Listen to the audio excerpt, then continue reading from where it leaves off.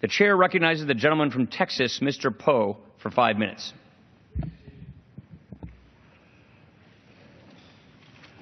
Mr. Speaker, 2 Stanford students were biking one night when they noticed a half-naked woman lying motionless behind a dumpster with a male student on top of her.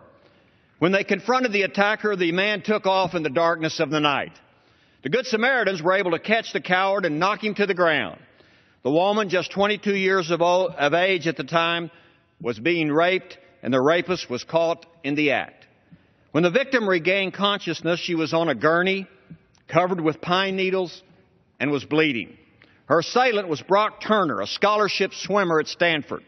Brock was found guilty of the sexual assault on 3 counts. His sentence, a mere 6 months in prison and 3 years probation. Because the judge said, quote, a prison sentence would have a severe impact on him. Well, isn't that the point?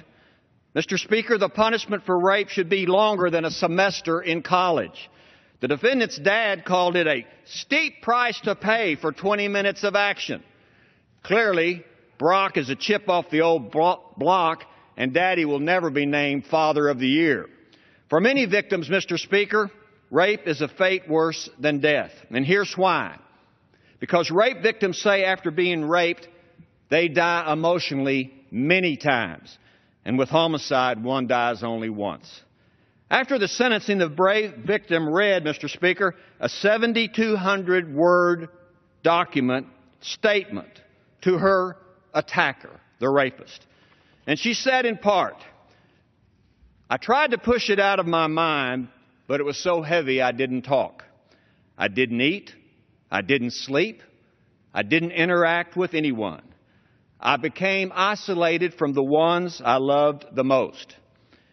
After I learned about the graphic details of my own sexual assault, the news article listed his swimming time, saying, by the way, he's a really good swimmer.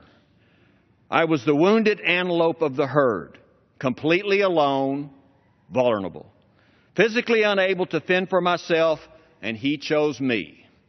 During the investigation, I was plummeted with narrow, pointed questions that dissected my personal life, my love life, my past life, my family life, inane questions, accumulating trivial details to try and find an excuse for this guy who had me half naked before even bothering to ask my name. My damage was internal, unseen, and I carry it with me. You took away my worth, my privacy, my energy, my time, my safety, my confidence, and my voice. While you were worrying about your shattered reputation, I can't sleep alone at night. I can't sleep alone without having a light on, like a 5-year-old, because I have nightmares of being touched where I cannot wake up. I did this thing where I waited until the sun came up before I felt safe enough to even go to sleep. Mr. Speaker, I was a prosecutor and a criminal court judge in Texas for over 30 years.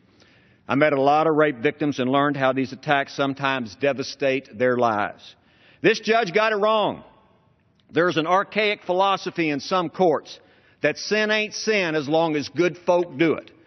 In this case, the court and the defendant's father wanted a pass for the rapist because he was a big-shot swimmer. The judge should be removed. The rapist should do more time for the dastardly deed that he did that night. This arrogant defendant has appealed the sentence. I hope the appeals court does grant the appeal and make it right and overturn the pathetic sentence and give him the punishment he deserves. As a country, Mr. Speaker, we must change our mentality and make sure that people recognize sexual assault and rape for the horrible crimes that they are. As a grandfather of 11, I want to know that my granddaughters are growing up in a society that has zero tolerance for this conduct, this criminal conduct. No means no. And a woman who is unconscious does not even have the ability to consent or fight back. Victims like this remarkable woman must know that society and the justice system are on their side. Too often the focus is on defending and protecting and excusing sex offenders like Brock Turner. The entitlement mentality, being a good college athlete, and self-righteousness do not trump justice. In 6 months, when Brock Turner is out of prison, he will return to his life. but the life of the victim may never be the same. The criminal has given her a life sentence of mental pain, anguish, and turmoil. And Mr. Speaker, when rape occurs, the criminal is trying to steal the very soul of the victim. And justice demands the judge be removed. The defendant should receive more time in prison, and we, the people, the community, must support and assist the victim in all possible ways. Because, Mr. Speaker, rape is never the fault of the victim, and that's just the way it is. And I ask unanimous consent to introduce into the record the statement of the victim in this case. Without objection. Thank you, Mr. Speaker.